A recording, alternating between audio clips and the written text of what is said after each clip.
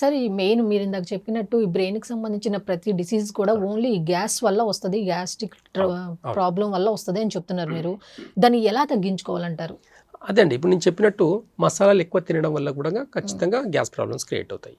Heavy diet అంటే మనకు stomach కెపాసిటీకి మించి తినడం అనేది కూడా అది ఇండైజెషన్ ఫామ్ అయిపోయి అది గ్యాస్ట్రిక్ గా ప్రాబ్లం. గ్యాస్ట్రిక్ తగ్గించుకోవడానికి నెమ్మదిగా ఎటువంటి ఫుడ్ తీసుకోవాలి అంటే ఫస్ట్ నేను నా దగ్గర వచ్చిన పేషెంట్స్ కి ఫస్ట్ 1 month ఈజీ డైజెషన్ అయ్యేదానికి కొన్ని ఫుడ్ టిప్స్ చెప్తాను. అది బాగా గుర్తుపెట్టుకోండి. ఈజీగా డైజెషన్ అవ్వాలంటే ఫస్ట్ ఓన్లీ వెజిటేబుల్ డైట్. ఈ వెజిటేబుల్ డైట్ ఎలా అంటే అది కూడా ఓన్లీ ఉడకబెట్టిన హాఫ్ బాయిల్ చేసిన వెజిటేబుల్స్ మాత్రమే తినాలి. అన్ని రకాల వెజిటేబుల్స్ తినొచ్చు. కొంతమంది అంటారు ఆయుర్వేదంలో వంకాయ తినకూడదు అండి అలా అంటారు. వంకాయలు తినొచ్చు అండి. ఇప్పుడు వంకాయ అంటే అందరు చాలా మంది వంకాయ అంటే గుత్తి వంకాయనే. గుత్తి వంకాయ అంటే మసాలాలు ఎక్కువ ఉంటాయి. ఆయుర్వేదంలో మసాలా తినకూడదని చెప్తారు, వంకాయ తినకూడదని చెప్పారు. అంటే వంకాయ అంటే ఇంకా డైరెక్ట్ మసాలా వేసేసి తినేస్తారు.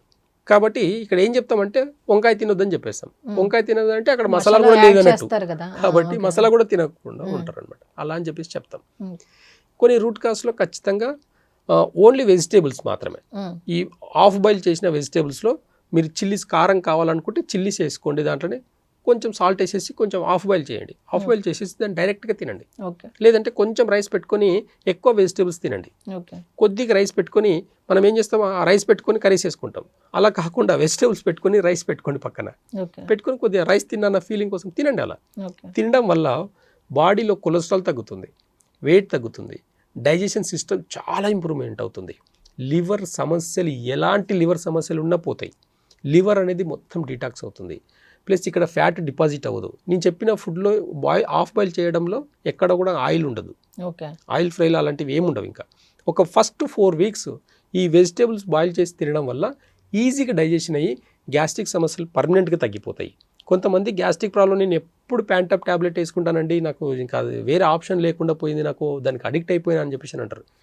అలాంటి వాళ్ళకు ఒక 4 weeks కన్నా ఓన్లీ వెజిటేబుల్ డైట్ చేస్తే చాలా హెల్దీగా ఉండొచ్చండి. అంటే సరే డైట్ అన్నారు కదా, వాళ్ళు గ్యాస్ట్రిక్ ట్రబుల్ ఇట్లా ప్రాబ్లం ఉన్న వాళ్ళు ఉదయం పూట ఏం తినాలి, మధ్యాహ్నం ఏం తినాలి, సాయంత్రం ఏం తినాలి, ఒక డైట్ ఏమైనా చెప్తారా? అయితే ఇప్పుడు చూడండి, మార్నింగ్ ఎప్పుడైనా సరే అండి 7 to 9 లోపల తినేసేయాలండి. 7 to 9 ఇది స్టమక్ టైం అనమాట. ఖచ్చితంగా నేను చాలా మందికి చెప్పే నా వీడియోలో అందరూ కూడా మెయిన్ స్పెసిఫిక్గా ఈ టైమింగ్ చెప్తాను.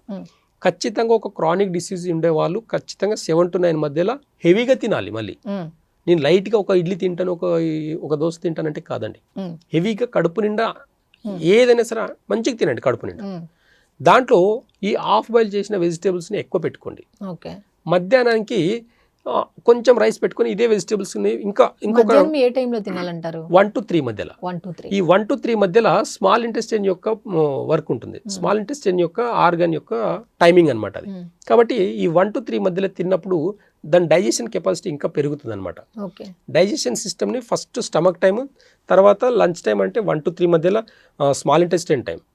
ఈ టైమింగ్లో తినడం వల్ల ఈజీగా డైజెషన్ అవుతుంది. ఎంత హెవీ డైట్ తిన్నా కానీ డైజెషన్ అవుతుంది. మనం అంతా ఏం చేస్తామంటే ఇప్పుడున్న ఈ సొసైటీలో, ఇప్పుడున్న ఈ సిటీ కల్చర్లో మార్నింగ్ జాబ్కి వెళ్ళే హడావిడిలో ఏదో లైట్గా తినేసి పరిగెడుతుంటారు అనమాట. ఇది కరెక్ట్ కాదు. నైట్ ఈ జాబ్ నుంచి ఇంటికి వచ్చిన తర్వాత రిలాక్స్ అయిపోయి హెవీ డైట్ తింటారు. సరిగ్గా నిద్ర పట్టకపోవడం, బ్రెయిన్ సమస్యలు రావడం, డైజెషన్, క్రానిక్ డిసీజ్ రావడానికి, షుగర్ బీపీలు రావడానికి కూడా ఈ ఈవినింగ్ టైంలో హెవీ ఫుడ్ తినడం వల్లనే. ఈవినింగ్ వచ్చేసరికి లైట్గా ఫుడ్, ఏదైనా సూప్స్ లాంటివి, వెజిటేబుల్ సూప్ తీసుకోండి, లేదంటే ఏదైనా జావలాగా తాగండి. ఈజీగా డైజెషన్ అనేది తీసుకోండి. అప్పుడు నైట్ నిద్ర కూడా బాగా పడుతుంది. ప్లస్ రెండవది డైజెషన్ కూడా ప్రాపర్గా జరుగుతుంది. ఇది జరగడం వల్ల వాళ్ళకు ఉన్న దీర్ఘకాలిక వ్యాధులన్నీ కూడా స్లోగా తగ్గుముఖం పడతాయి. కానీ ఈ చిన్న చిన్న టిప్స్ అంటే టైమింగ్ ఏంటి సార్? మాక్సిమం 7 లోపలండి. 7 లోపల తినమంటే 9-9:30 కల్లా నిద్ర వచ్చేస్తుంది. అంటే మీరు ఇందాక టిఫిన్ కి టైం చెప్పారు కదా, 7 to 9 మధ్యలో తినాలని. మరి మళ్ళీ 1 to 3 అన్నారు, ఈ మధ్యలో ఏంటి మరి? అంటే 9 to 1 మధ్యలో ఏంటి, వాటర్ తాగొచ్చా? ఏం లేదండి. ఇప్పుడు నా డైట్లో, నా చార్ట్లో ఎట్లా ఉంటుందంటే మార్నింగ్ 7 to 9 మధ్యలో తినేసి 9 to 11 మధ్యలో ఫాస్టింగ్ చేయాలి. ఓకే ఫాస్టింగ్ అంటే వాటర్ కూడా తాగకూడదు. ఓకే ఓకే ఈ వాటర్ కూడా తాగకుండా ఉండడం వల్ల మ్మ్. ప్యాంక్రేస్ అనేది ప్రాపర్గా ఫంక్షన్ జరుగుతుంది అనమాట. ఓకే ఈ ప్యాంక్రేస్ టైమింగ్ అనమాట ఇది 9 to 11. మ్మ్. చాలా మంది ఒకప్పుడు చూస్తే పల్లెటూర్లలో 7 to 9 మధ్యలో తినేసి ఈ 9 to 11 మధ్యలో చాలా హార్డ్ వర్క్ చేసేసి 11 తర్వాత రిలాక్స్ అయ్యేదన్నమాట. ఓకే అంటే ఈ టైమింగ్లో గ్యాప్ ఇవ్వడం వల్ల వాళ్ళ డైజెషన్ సిస్టమ్ చాలా మంచిగా ఉండేది. ఓకే కాబట్టి ఇలాంటి టైమింగ్స్ని పాటించి తినడం వల్ల ఓకే సిస్టమేటిక్ అనేది ఒకటి మనకు కూడా ఒక సిన్సియారిటీ ఒక సిస్టమేటిక్ అనేది ఫాలో అవుతాం. ఓకే దీంట్లో హెల్త్ అనేది చాలా బాగుంటుంది. ఓకే చాలామంది నా పేషెంట్స్ కూడా ఈ టైమింగ్స్ని ఫాలో చేసేసి షుగర్కి బీపీకి ట్యాబ్లెట్ లేకుండా ఈరోజు చాలామంది ఉన్నారు. మ్మ్. ఎలాంటి ట్యాబ్లెట్ లేకుండా కూడా ఆయుర్వేదంలో కొన్ని రోజులు మెడిసిన్స్ వాడేస్తే సరిపోతుంది. ఇంటర్నల్ ఆర్గన్స్ని రిపేర్ చేసే కొన్ని మెడిసిన్స్ అద్భుతమైన యోగం ఉందన్నమాట ఆయుర్వేదంలో. ఓకే అలాంటి మెడిసిన్స్ ఇచ్చేసి బ్యాలెన్స్ చేయండి.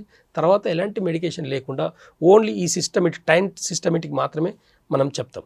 ఓకే సార్, ఇప్పుడు ఇందాక లంచ్ టైం ఒకటి చెప్పారు 1 to 3 అని, మళ్ళీ డిన్నర్ టైం ఏమో 7 లోపు 7 అన్నారు. లోపల అంటే ఇప్పుడు మన ఏ విధంగా బ్రేక్ఫాస్ట్కి 9 to 11 గ్యాప్ ఇచ్చామో లంచ్ తర్వాత కూడా గ్యాప్ ఇవ్వాలంటారా? ఆటోమేటిక్ ఇప్పుడు చూడండి 1 to 3 మధ్య తిన్నామంటే 3 to 7 లోపల మళ్ళీ గ్యాప్ ఉంటుంది. Gap. 4 hours గ్యాప్ ఉంటుంది. గ్యాప్ ఉంటుంది. ఈ మధ్యలో వాటర్ అయితే తాగొచ్చే ప్రాబ్లం తాగొచ్చు, ప్రాబ్లం లేదు. మనం గ్యాప్ తీసుకోవాల్సింది 9 to 11 మాత్రం. మార్నింగ్ 9 to 11 మాత్రం ఫాస్టింగ్ చేస్తే ఓకే షుగర్ పేషెంట్లకు బీపీ థైరాయిడ్ షుగర్లకు ఈ 3 డిసీజ్కి లైఫ్ టైం ట్యాబ్లెట్ వేసుకోవాలి.